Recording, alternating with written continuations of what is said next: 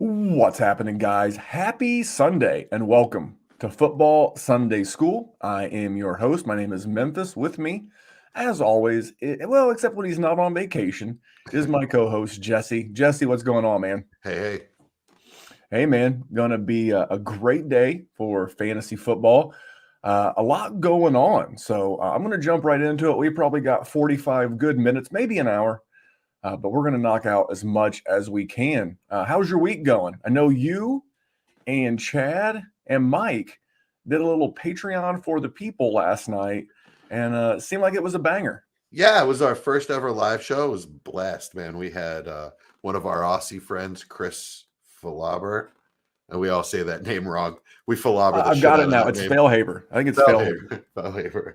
So, yeah, we had him on. We talked about, how he got started in Dynasty and found DWZ, and then I think we kind of nailed down the value of James Conner while we were at it. So it was good. It was a lot of fun. Yeah, and that's available on our YouTube channel. So if you're watching this on Twitter, this is just part of what we do. Jesse, Mike, and Chad are aspiring podcast content creators, and they have done an amazing job of doing a podcast almost every other week, sometimes more, sometimes a little bit less, you know, how life is. And you're going to be getting a lot more of those three come the off season. So stay tuned. All of those guys are phenomenal. Now, Jesse, for those that don't know, you are a big Philadelphia Eagles fan. What I love about Jesse is he talks a whole bunch of mess about the Philadelphia Eagles all week long in our group chat. He kills the birds. He kills them. But then on Sunday, he's like a shirt ripping off, passionate. This is my squad guy each and every Sunday. So one of the guys that you are a big fan of is Miles Sanders. How are you feeling with Miles coming back from the IR today? Well, all right. So everything says that it was a coincidence, and everyone in Philly, all the beat writers, everyone you listen to that really knows anything says it was a coincidence that Miles Sanders went out, and that's when they decided to start running the ball. Right. I think a lot of it happened when our offensive line got healthy and started dominating up front, and that's really what's going on. So I think once Sanders comes back, he's going to have huge holes. I really believe that he's going to crush it. Maybe not just like right out of the gate. They might phase him in a little bit, but down the stretch and in the fantasy playoffs, I really think Sanders is going to crush it. Now, knowing the way this season has gone, it will probably be the exact opposite, and the Eagles will have handed off 2 times by halftime. Yeah, I'm going to steer you a little bit different. So Okay. For the season, on a percentage of pass plays, and I do believe that it is more happenstance. One of my favorite podcasters to listen to, and it's his entire group, is a gentleman named RJ Bell. He's got a co-host named AJ. He's got a guy named Steve Fezzik. Just a bunch of guys that I really like. And I heard this stat from them, and it really caused me to do some digging in. And they talked about how early in the season, and the numbers would say this. So this number has come way down. So which team do you think, teams by passing play percentage, do you think has the highest percentage of passing plays in the league? Up to this point? Yeah, up to today. Yeah, I don't know off the top of my head. I mean, the It's the Eagles definitely Patriots. have to be I'm up not. there. I'm sorry.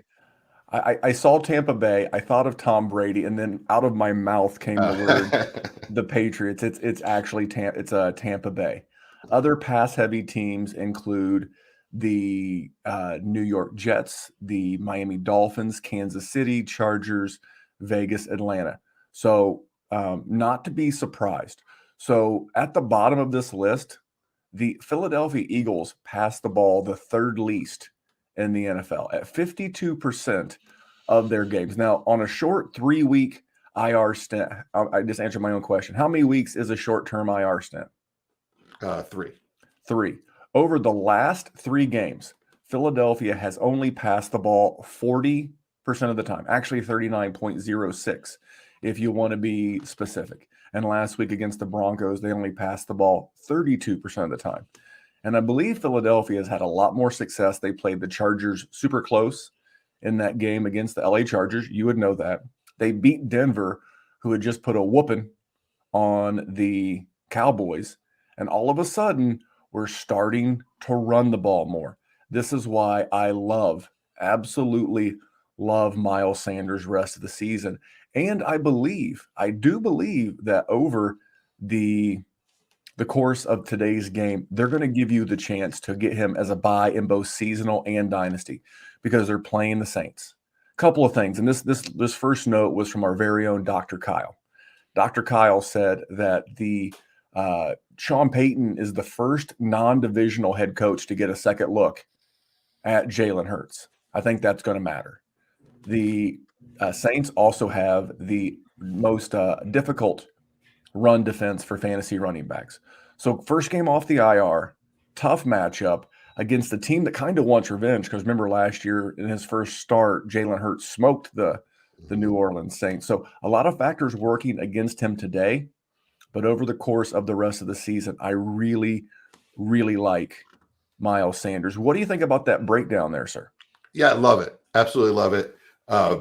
Like I said, with the way our offensive line is playing, Landon Dickerson, man, is that a home run as a top of the second round pick, is just crushing people. They're moving guys 3-5 yards off the line. And if you give Miles Sanders that much space, he's not going to Jordan Howard it for 8 to 10 yards. He's going to Miles Sanders it for 80. I think you're going to see a lot of big plays out of this guy. And like I said, and like you said, they may phase him in. They may not give him a huge workload, and it's a tough matchup. So, maybe not this week, but stick with him. And his value is in the tank right now. Go out and get him if you can. He is one of my my big buys in Dynasty right now. I'll get into Clyde Edwards-Helaire in just a second because he's got a similar situation. But I want to start getting to some of the questions from the live stream. Eric Smith, let me put his question on the board. Do be patient. I'm working with some new technology here. Eric says, "Hey guys, got a start set question with Elijah Mitchell doubtful. I have T.Y. Hilton or Shenault from my bench for a flex, or Galladay is available for pickup. Out of all those guys, I would actually rank it Galladay, Hilton, Shenault. I don't trust the usage pattern of Shenault. I think he's a fine player. He's got a Curtis Samuel vibe to him to me. I do think T.Y. could have a game. Buffalo's secondary sneaky. I've got some Buffalo stats for you. We're going to talk about Michael Pittman here in a minute. But I think out of those guys, man, the Giants are going to be behind. They're going to have to pass the ball. You can't run really well on Tampa Bay. And I just kind of feel like Galladay, for like the first time coming off the bye, the Giants offense is going to be about as healthy as it's been all season. Tony, Galladay, Shepard, Barkley, Ingram, and Jones. I think you're going to see that for the first time. And out of all those guys, I think Galladay is the most likely to see a touchdown this week, maybe even in garbage time. So that's my thoughts, but I would go Galladay, Hilton, Shenault. I agree with Galladay. I would definitely put him number one on the list. The other two guys are kind of desperation grabs. I like LaVisca a little more than TY just because I think TY's hamstring is made out of what's that stuff that comes in the can? Silly string. I was going to say he's made out of shoestrings and old chandelier parts. Yeah, exactly. So I don't even trust him to finish this game healthy. And Shenault reminds me of sort of a really raw baby Debo, the kind of guy that if you get him across a pattern or something underneath, he could break 5 tackles and score for you. I mean, it's sort of a long shot, but I like him a little more than Hilton. But yeah, Galladay first on that list. So there you go. So we're going to go Galladay, Eric, go nab him up from the waiver wire and add him. So while we're talking about the Bears, Darren, I see your question. We're going to answer your question next. Thanks for watching. While we're on the Bears, I want to hit a couple of prop bets. Now, these aren't officials, on the Fabulous Big Bet on Wednesday nights with Dr. Kyle. We do leans and we do likes. Likes are official bets. Leans are I have 2 leans in this game. Actually, I think one of them is going to end up being a bet. One, I understand that Lamar's not playing, but Rashad Bateman over 51.5 receiving yards is a prop that I really like. I know that the defense for the Bears is often thought of is pretty good. But against the fantasy wide receivers, Chicago is sixth. They give up the sixth most points to the fantasy wide receiver. In PPR, they give up 41 PPR points a game, and they give up about 180-ish, 185 yards per game to the wide receiver position. And then we're going to say no Marquise Brown. So for me, this is a game that, Bateman, he's hit that number twice in his last two games. I don't know that I would go near his receptions prop, but I do like the over of 51.5 on Rashad Bateman. And then Justin Fields. Justin Fields has a prop of 206.5. I find this to be very, very intriguing. From a yardage standpoint, the Chicago Bears are a good matchup for the fantasy QB. Let me make sure I'm giving you accurate data here. Dude, Baltimore Ravens give up the third most passing yards to QBs on the season. They've given up 2,700 in 9 games. They're giving up 300 yards per passing yards per game to QBs, and that prop is only 206. So for me, I like those two props. Over 206 on Fields passing, over 51.5 for Bateman receiving. Thoughts on those two props, sir? Yeah, I like the Bateman. Just to add a note to that, Khalil Mack is out for the year, so that changes. Eddie Jackson. Eddie Jackson's out as well. Yeah, that changes that defense quite a bit. Anytime you take a defensive MVP out, it's not the same. Yeah, absolutely. So, yeah, absolutely love that. And Fields, you know what? Fields doesn't scare me as much as Nagy does. So I that's the only thing that gives me pause there. But 206 is a pretty easy number to get. I mean, 206 is. I'm looking at their passing yards per game. They gave up 187 to the Vikings, which seems odd. I thought Cousins had a better game than that, but they've given up 400 to the Bengals. They gave up 290 last week to the Dolphins. They gave up 390 to Carson Wentz, 400 to Derek Carr. I mean, to think that 200, especially with a guy like Bateman. And by the way, the Bears are very tough against the tight end, by the way. They're the fourth toughest matchup against the tight end, but they're not so tough against the wide receiver. So that was another one I wanted to cover. I'm going to hold off a second, see if we get any more questions. But from our patron chat earlier today, the group was asking about Michael Pittman. Are we playing Michael Pittman today? And of course, my question is always, well, what are my alternatives? But Jesse, just in a vacuum, are you playing Michael Pittman today? The concern was Tre'Davious White. Yeah, absolutely. I'm playing Michael Pittman every week. I'm not looking at him as a matchup type player. If he's healthy, he's a. My thing was it's hard to bench the wide receiver 7 on the season. Yeah, absolutely. I don't see him as. He's an ascending player, obviously, in the middle of a breakout season, but I don't see him as sort of a flex guy anymore. Maybe I start him, maybe I don't. I just see him as a starter. That's how I. So shout out to Vinny. Vinny's my son. We were coming home from baseball practice this morning. I was like, look, I got this question. I really want you to do some research. So shout out for, doing the research as I drove, because it's not good to do fantasy football research as you're driving a truck. Anyway, he did some research and he checked out a lot of wide receivers who have played a similar-ish game to Michael Pittman and what they've done. So recently, this is the top of my head, remembering Devontae Parker had like 8 for 85. A.J. Brown had 7 for 95. Terry McLaurin had 65 yards. No one's really had like a huge game, but there wasn't a whole lot of busts in there either. Corey Davis had 5 for 95. So I would say, you're probably going to have to live with a floor of around 10 to 12 points. And so far the ceiling's been 18. So that's going to put him in the the wide receiver 2 category floor, but he's Michael Pittman. Yeah, absolutely. I'll take that. That's like I said, that's a starter. All right. I'm going to get back, because I do want to go back to the a couple other games. I got some Colts props I want to mention as well. All right, Darren Gray. Darren, longtime member and supporter of the Dynasty Warzone. He is a patron. He wants to know, but he's supporting us on YouTube. Thank you, Darren. Miles Sanders. Thank you for putting the Miles on there. See, Darren knows what's up. You can tell he's a Patreon, Jesse, because he put Miles. Because I always get confused. Is that Emmanuel? Is that Miles? Is that Colonel? Is that Dion? A lot of Sanders, Barry. A lot of Sanders is. Miles Sanders, Landry, Mike Williams, or Mooney start 2 half-point PPR. Mike Williams is an automatic start for me. And then Landry's out, in my opinion. It's between Miles Sanders and Mooney. I'm going to take the chance on Miles Sanders. I think he's just got a better chance of breaking one than Mooney does. I think they're both sort of like high upside kind of guys. You get 2. Floor. You get a pick 2 for Darren. He said pick 2. Oh yeah, Mike Williams. No, absolutely. So Mike Williams was automatic for you. Yeah. And then I go Sanders over Mooney. Man, Mike Williams has been struggling as of late.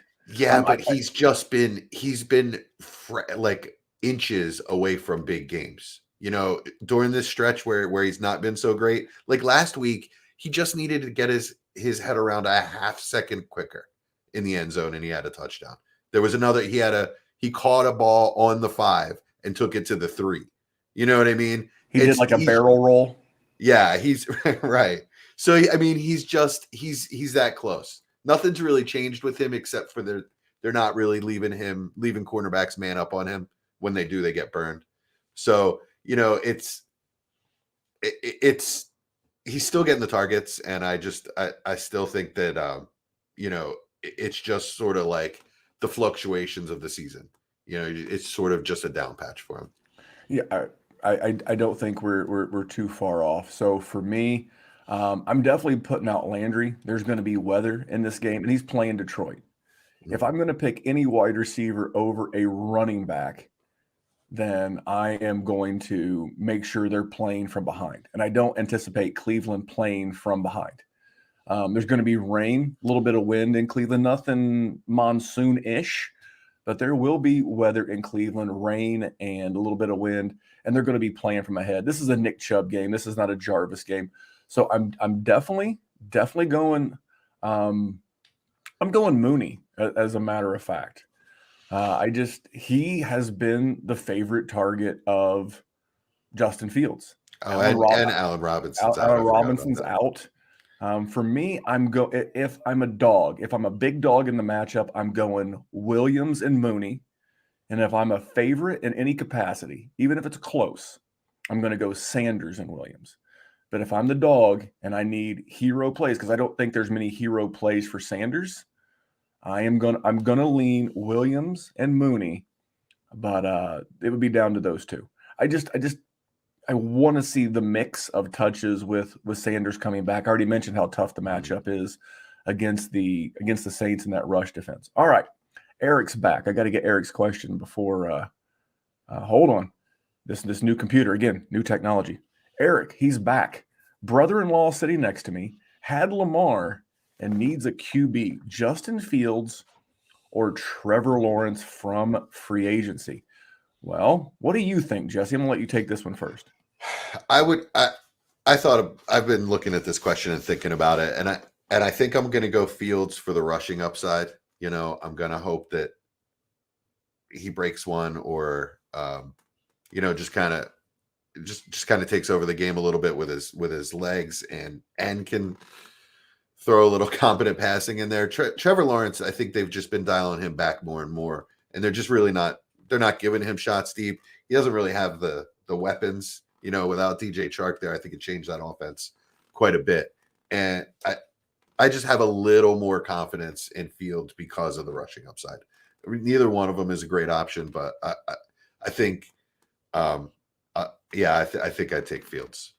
Well, I've already mentioned that I like Fields to go over 200 yards, but I do like the rushing capability. It feels like the way he's been running the ball, and you got to remember this, they've had a full bye week to be able to work new things into this offense for for Justin Fields. So I expect, if he gave you 45 yards rushing, that's an extra passing touchdown. Mhm. And, there was a lot of love for Trevor Lawrence coming in. I mean, there's been a lot of love for Trevor Lawrence for 3 years. But did you know that he's second in the NFL in uncatchable balls? I believe that. He I was mean, really bad. he's He was really bad the first few weeks. and it really feels like the San Francisco pass rush is starting to get its act together. When we saw this last week against the Niners, as much as I don't trust Matt Nagy, I mean, do I trust him any less than Urban Meyer?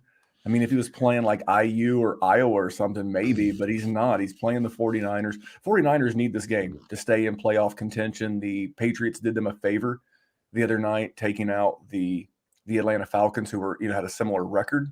And they're playing. Every game matters now. We're in week 11. This is playoff contentions on the line. So, a motivated Niners defense, motivated team to win the game. Bad offense in Jacksonville. I'm definitely picking up Fields for your brother-in-law, Eric.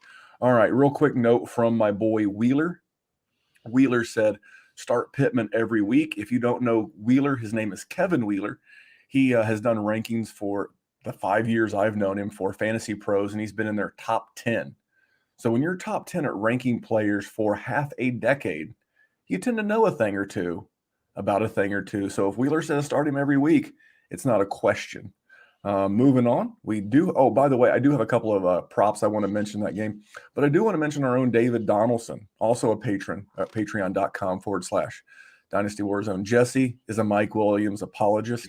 Those are what the kids like to call facts. So my prop bet real quick, I had two. So Carson Wentz, 219 yards and 219 and a half passing yards on betus.com. That's promo code Memphis, by the way, if you're signing up for an account. Great customer service over there. I like that one over. I think this is going to be a shoot 'em out type game. I think the defense for the Buffalo Bills will be focused a little bit more on Jonathan Taylor.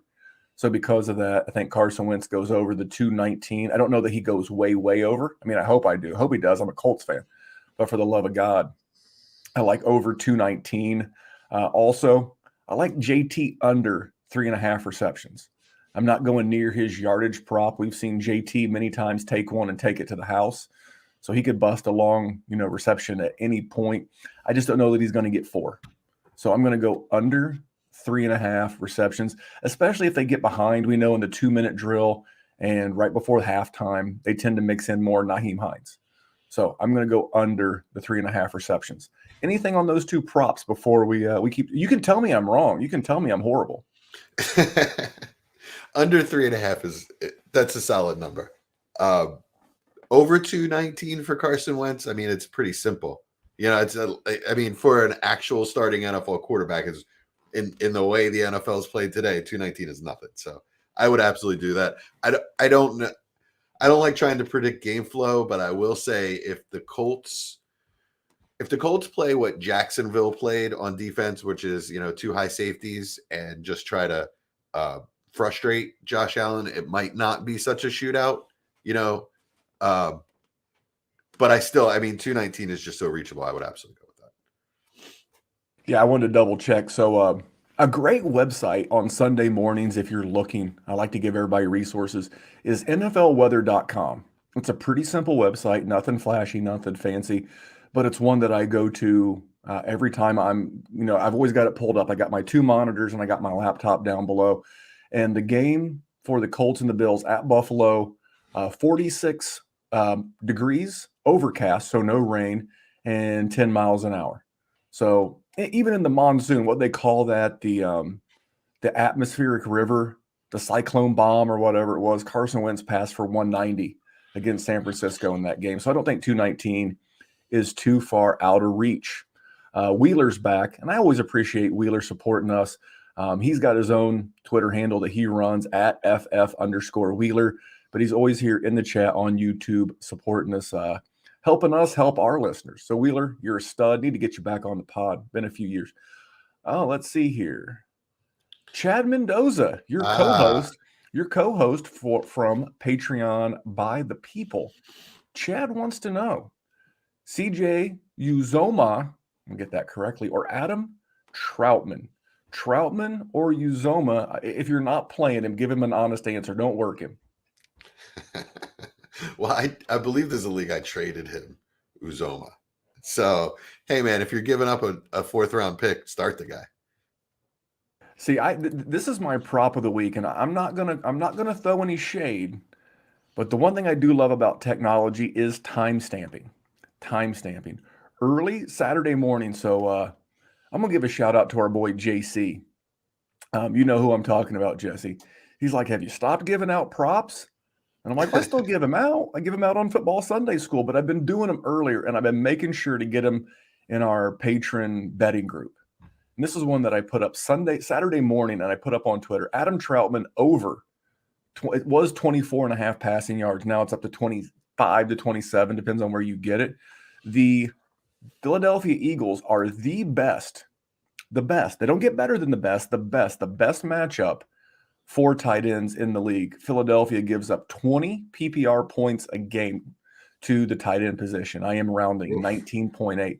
They give up 19.8, and this is a 10-game sample now. They've given up 75 receptions, so 7.5 receptions on average for 73 yards. I made one of my biggest prop bets of the year on Adam Troutman, over 25.5. Again, the numbers moved a little bit, but the 3-yard move from 24.5 to 27.5 does nothing. I would like to thank one of the bigger services and a good friend of the show for also validating that one as well. Big thumbs up. Thanks for appreciating my. So I hope he's not playing you. But I'm going Troutman. What do you think? I know it's against your Dirty Birds, but So Troutman. the Eagles might have the worst linebackers in football, first of all. So that makes a lot of sense. We absolutely cannot cover tight ends. The last 3 weeks, Troutman has had 6, 7, and 6 targets. So is that since Winston went out? I believe that's so. Yes. So that's a real thing. Yes, that was another part of my handicap as well, is that it has been since Trevor Siemian. I think he's went 42 and 47 in yards. I think if the number was 34 and a half, I'd still like it. I think I like the number all the way up to about 36 and a half. But with no Alvin Kamara, soaking up those short to intermediate touches, I think it means even more Troutman. I didn't see. I checked betus.com. I went to the enemy. I looked at DraftKings. I looked at FanDuel. I couldn't see an actual receptions prop for Troutman, because I just kind of felt like, hey, if the yardage prop is 24 to 27 and a half, wouldn't the receiving prop be somewhere, like his catch prop be somewhere around 1.5 to 2.5? That way I could have slammed the over on that, but unfortunately it wasn't there. So anything else? I mean, I know you don't want to root against your Eagles, but we're here. When we have a bias, we don't become very good for the people.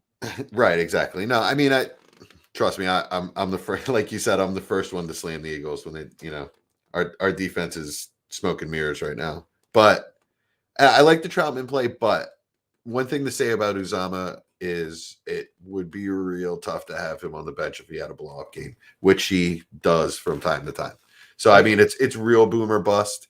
If you need points and you feel like you're going to lose, maybe it's Uzama. But Troutman does look like a very good play today. And in fairness to you, your Raiders take is spot on. The Raiders are the second best matchup for tight ends in the league right now. They're giving up 18.5 PPR points per game to the tight end. Just a little bit less yardage and just a little bit, less on the touchdown front. Both great matchups.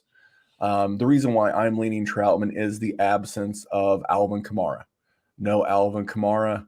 So short to intermediate work is going to be my boy Troutman.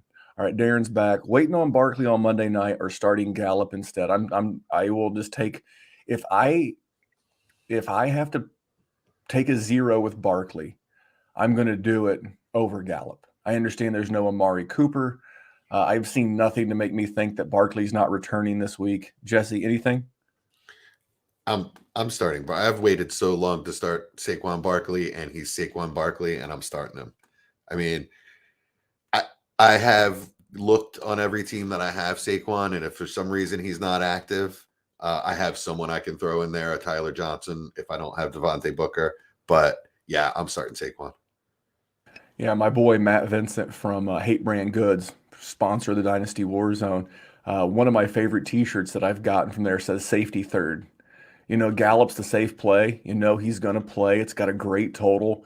I'm waiting on Barkley because I think the PPR volume is going to be there, and I'm excited to see what this Giants offense can look like. I understand the Clapper is still the OC, but it's like for the first time all year they've really had the entire ensemble together. So I'm digging that. I'm going to roll Barkley, and I'd love to have a backup plan. You know, I'd see if Devontae Booker was available. Uh, Giovanni Bernard. You know, just to have someone to throw in that flex spot just in case, the worst just in case scenario. case. Right. But because you don't want to take a zero, but we like you said, I've been waiting on Barkley. All right, so So go ahead, go ahead. just a real sneaky name, just because I read Devontae Booker is actually questionable as well. So if both of those guys are inactive, it would be, I believe, Elijah Penny.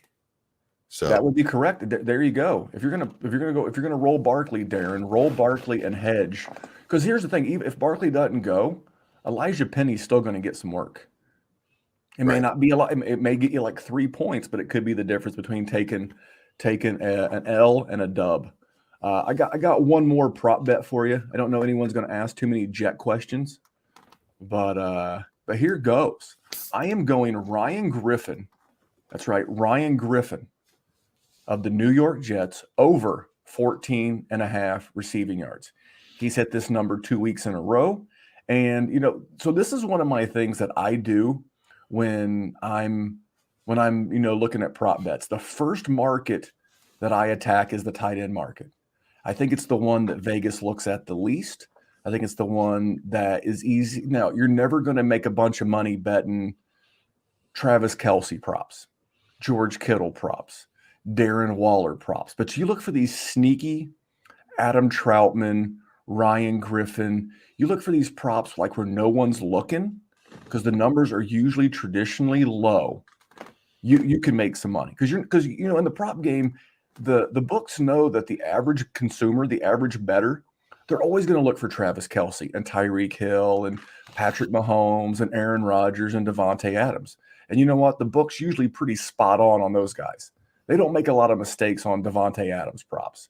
But where we as bettors have the advantages, these ones like they're probably sitting around, their DraftKings offices going, man, no one's betting tight end props except this guy. This guy right here is coming for all your tight end action. I love tight end props, Jesse. Another good one is quarterback rushing props. I found a lot of margin there. We crushed 2 recent quarterback rushing props. As a matter of fact, humble brag, I'm on a 6-0 heater on my props. We nice. crushed Jordan Love rushing a couple of weeks ago. We crushed Russ last week.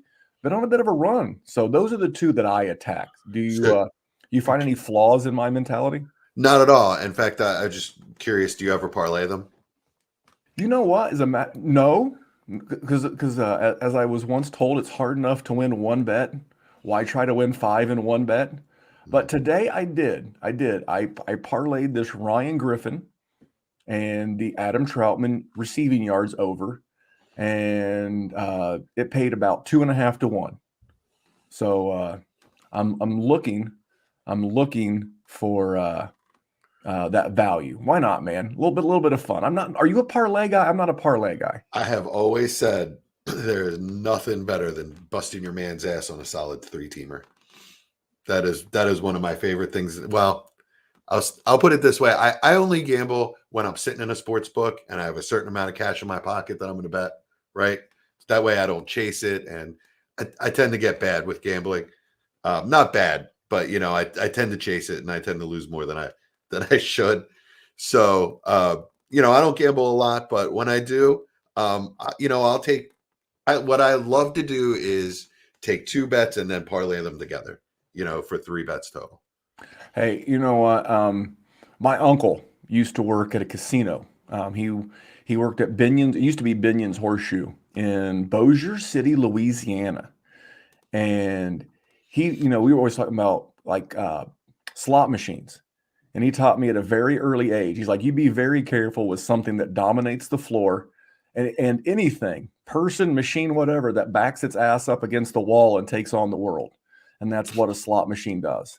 If the Vegas books are advertising parlays, like you see a lot of advertisement right now for same game parlays on DraftKings, FanDuel, whatever, they're asking you to take a bad bet. They're asking you to take a bad bet. But I want to get back to this one because we got to answer Steve's question. Sure. I love Ryan. I love Ryan Griffin over 14 and a half yards. Did you know who his quarterback is this week? Yeah. Yes. Joey Flacco. Haddonfield's finest, South Jersey's Joe Flacco. So I dug up this old tweet. I just searched on Twitter, Joe Flacco tight end target share. And I found a tweet from Graham Barfield from April 29th, 2019. Over the last 3 seasons, Joe Flacco has targeted a tight end on 23% of his passes, the 5th highest rate in the league during that span. Only Carson Wentz, Alex Smith, at the time Andrew Luck, and Marcus Mariota had targeted him more. Technology, fellas. Am I right? All right. So Memphis froze up. Looks like the stream's still going. I'm going to move on to Gambino's question. We got Jeff Wilson, Deontay Foreman, Pollard, or Darrell Williams. Start one. Thank you for telling me Darrell Williams, by the way. Jacksonville's a juicy matchup for Jeff Williams, with Elijah Mitchell out. It could be a Trey Sermon game. It could be it's definitely going to be a mix of both. So I just don't believe in Jeff Wilson talent that much. But I definitely like him over Foreman. Pollard's a satellite back. Oh, and we lost Memphis. Hopefully he'll be back. Why would I leave? Oh, there he is. All right, so you get a new laptop. It's not the new laptop. It's the shitty Wi-Fi. It's the shitty Wi-Fi. Good job. All right. Do you want to pick up where you left off, or do you want to talk about No, I'll just basically leave it at this. Ryan Griffin over 14 and a half yards in another smash. He's at that number 2 games in a row since Tyler Kroft, the other tight end in New York, went on IR. And we know Joey Flacco loves the tight end. No, I'm ready to jump in and help Steve with his question. All right. So, yeah, I was saying I love the matchup for Wilson. I don't love the talent. I don't love the talent on any of these guys, but I think I go Darrell Williams, Jeff Wilson, Foreman, Pollard. I think it's really kind of just a volume play with these guys. I'm going Jeff Wilson. Elijah Mitchell, is he officially out? I saw doubtful, but let me while you talk, I will just confirm that. Yeah, for me, it's pretty simple for me. This is Jeff Wilson. If I'm picking one, Wheeler, again, watching live with us, hell of a ranker in his own right. And he also said Wilson and Foreman for me. So for me, it's Wilson. Elijah Mitchell officially out, and so is Jermichael Hasty. And it's not like you haven't seen mega games from Mitchell in the past. I'm sorry, from Wilson in the past. I mean, what do you think? What do you think the game plan is? That's something else that I do when I'm doing this stuff. Is I think about game flow. How do I see this going? I see San Francisco getting up a couple of touchdowns early, and then just literally riding Jeff Wilson into a W and getting the hell out of there. Well, with it could be a Trey Sermon game. I don't know, but I do see them running the ball 40 times like they did last week. Very good chance. I mean, that's what they do. We were talking before we hit the record button. You were looking at my old MMA poster from a fight many, many years ago when I celebrated a Super Bowl in Las Vegas. And the old MMA term, ground and pound. That's what the want to do. And I might lose my connection again, so bear with me. Jeff, you see any more questions? Let's see. I thought we had one more that we missed, but no, I think we're caught up, aren't we?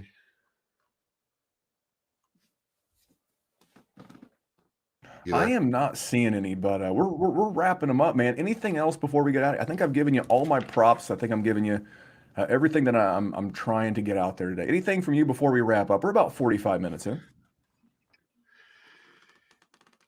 Shaney hates Sermon. Yeah, Kevin Wheeler said, but I don't believe a word Shanny says, first of all, and I don't really believe his actions either. Everything changes from week to week, it seems like, with this guy. So I really that's kind of my problem with Jeff Wilson is I just don't ever know what Shanahan is going to do. Shanahan reminds me of a guy named Brad I used to play poker with. And you played Hold'em, right? You talked about you've been to a casino a few times. Yeah, I have. Yeah, so Brad, people used to ask him, Brad, do you have it? And Brad used to look people dead in the eye and say, I'll tell you the truth one time. I will lie to you. And no head coach has ever embodied that more for me than Kyle Shanahan. He'll tell you the truth one time. He will lie to you. I don't trust him, except with running backs. I am not ending the stream without answering this question. Oh, Mike Kinney, the most loyalist of supporters. Yes, sir. He was with us last night.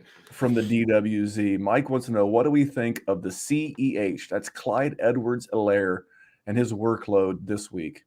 I'm thinking 50-50. Shit. All right. Thank you. And I apologize for cursing, but now, as long as it's not the F-bomb, I don't wind up on the YouTube hit list. Okay, right on. So I forgot CH was coming back this week. So let's back this up and rework my horrible Darrell Williams take. And I think it'd probably be something like 50-50, which makes Darrell Williams a bad start and CAH a decent start. Maybe your second or third flex, I would say. Yeah, I'm going to pull up some splits prior to the injury. Again, a guy like CEH who, at this point, we're talking about playing Devonta Foreman, Jeff Wilson. Do you have a roster? And if you do, good for you. I'll tip my Titleist cap to you. If you have a roster good enough right now to where you can afford to bench Clyde Edwards-Helaire, maybe you do it. But I can't think of too many spots, Jesse, where I would be able to bench him. So I'm going to pull this up. I want to pull up some snap shares of what these guys were doing prior to the injury. The dog's starting to get fired up over here. Yeah, Pete Carroll is a much big. Nobody in the world lies more than Pete Carroll. Man, I don't know. I think it's part of head coaching school. So prior to the injury to Clyde Edwards, the snap share had been 72, 65, 62, 52 in favor of Clyde Edwards. So prior to the injury, over his once he got hurt in week 5, over that time period, he was getting, I'm going to round a little bit and say he was getting 2/3 of the touches. And he had his 2 100-yard rushing games of the season prior to that injury where he got injured against Buffalo. For me, it's hard to get away from CEH. Yeah, absolutely. Yeah, well, and it's obvious that teams are playing back. Defenses are playing back and just daring the Chiefs to be patient. And the best way to beat 2 high safeties is to run the ball right down their throats. Well, there you go, man. We've got them all. Mike did want to know if we think Williams is worth a flex. Man, Darrell Williams worth a flex. I would rather play CEH than Williams. I don't know. I would have to see your lineup. So I'll hang around, Mike, for you. I'll hang around for a minute to see what your other options are to give you a yes or no on that. But not great. But again, we're talking Deontay Foreman and Adrian Peterson type week, so it's not like it's great. Darrell. Yeah, I don't see Darrell Williams as a good start today. I really don't. Dallas defense pretty good. Athletic linebackers. Yeah, I just don't see a lot. And the one thing I did on the Fabulous Big Bet, I actually bet this under. This has got the biggest point total I recall seeing this year, 56.5 points. So if you want to take one last piece of Kevin Wheeler advice, again, he's like I'm just going to start inviting him on. He's like the mystery third co-host of the show. Again, super awesome ranker over at Fantasy Pros. Smash the thumbs up button on YouTube. Yeah, absolutely. Only if he wears that Bane mask or whatever's going on in his picture there. Bane. I think that's the his other option is Trey Sermon. Yes, start Darrell Williams. I wouldn't let Trey Sermon wash my car, much less be a flex I my have dynasty. this weird feeling about Trey Sermon today, and I'm starting him. Are I you threw him really? in. Yeah, I threw him in like 3 lineups. I mean, it's all what the heck, desperation type move. But I'd start him over like Darrell Williams. Yeah, and All right. I would start McKissick over Trey Sermon in a heartbeat. Yeah, I would start. Yeah, out of those three, it would be McKissick, Williams, Sermon. I have this weird feeling about Trey Sermon. I think Shanahan might just use him today. It could be gas too. You never know. It could be gas. It's not like it hasn't happened this year. He's got 2 good fantasy games when he actually got run. Well, hold on. We're just gonna bring this thing. We're just gonna keep San Francisco, dude. Hey, this is what happens when you have all the tools, all the resources. Trey Sermon has not played a snap, not one snap, since week 5, when he played 2 snaps. Okay. So but hey, Jesse's got a feeling. When Jesse gets that feeling, the price of insurance usually goes up. So he had and I thought it was better than this, but he had a 19 for 89 in week 4, and in week 3 he had a 10 for 31 and a touchdown. I'd love that out of a what the heck flex. What the heck flex? McKissick, Williams, Sermon for me. For you? McKissick, Trey Sermon, then Williams. There you go. You got it from the man himself. Jesse, man, I can't thank you enough for all the goodness you've been putting out. Again, if you're just tuning in, go to our YouTube channel. I'm not going to make it a podcast. I'm going to make it a podcast for the rest of the patrons that didn't take part. But go over to YouTube. Watch these guys. This is the fun. If you really want to know, there's no better commercial. There's no better advertisement for what it means to be a DWZ Patreon, patreon.com/Dynasty Warzone, than just the group that we've assembled, thanks to guys that we've assembled. So Mike came through and he said Mitchell and Hasty are out. But go over to YouTube. Go over to Dynasty Warzone. Just go to YouTube, search Dynasty Warzone, and that video streamed on Saturday night, the 20th, around 10 p.m. But you'll find it. Patreon for the people. Check it out, Jesse. Anything else before we get out of here? No, man, it was a blast. Everybody have fun watching football today. Oh, you know what? You just reminded me. So I got to get out of here because I got to go have an early Thanksgiving with my mom. And you guys have a great Thanksgiving. But what we're doing this week with the DWZ. So tomorrow night on YouTube for a Tuesday podcast, you'll have our boy Kyle from the Fantasy Football Smackdown giving you his waiver wire show. Then on Tuesday night, we're putting the whole gang together. We're going to have anywhere from, I've got at least 6 confirmed, and we may have as many as 9 people in a group chat. We're going to condense and do every show in about a 2-hour podcast. We're going to do the DWZ. We're going to do the Fabulous Big Bet. We're going to do the DFS show, the Daily Destroyer. We're going to do them all. And then for those of you that only consume via podcast, I'm going to chop them up and make them podcasts for their respective shows. How about that, Jesse? That's awesome, man. So I'm hoping to see you there. Super show. I'm hoping to see you there Tuesday night, and we'll put it in the group chat for all the content creators. And I'm going to see who shows up, and we're going to get after it. Yeah, I may not be able to make it just for my work schedule, but if you'll have me later in the show, if you'll have me later in the show, I may be able to drop in. You may do what's called a run in. You may do a quick run in, hit Dr. Kyle with a steel chair and run out. But anyway, I'm going to go run out. I'm going to go run out and have Thanksgiving with my family. But until next time, thank you for tuning in. Remember, here at the Dynasty Warzone, we're just here to make the world a better place for fantasy football. Happy Thanksgiving, guys. Have a great week.